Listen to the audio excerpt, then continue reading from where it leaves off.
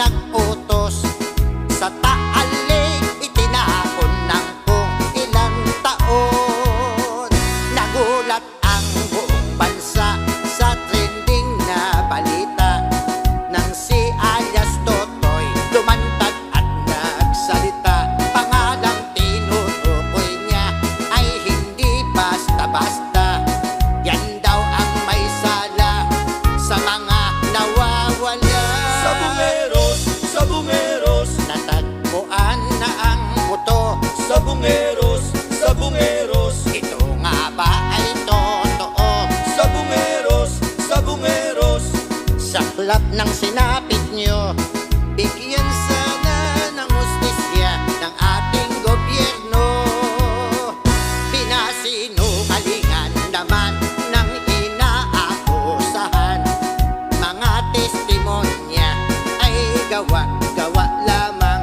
At ayon pa kay Totoy ay may sangkot pang iba. Sana ay pangalanan kung ito'y totoo ba.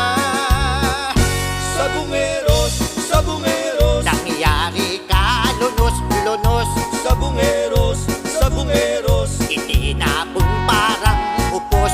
sabungeros, Sino ang nag-utos sa taalik, itinapon ng kung ilan taon.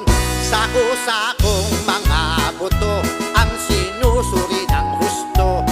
Kung buto ng hayop o buto pa ng tao, at kung ang mga buto ay sa mga sabungeros, sana'y mapanagot ang may kagagawan nito. sabungeros, Natagpuan na ang buto.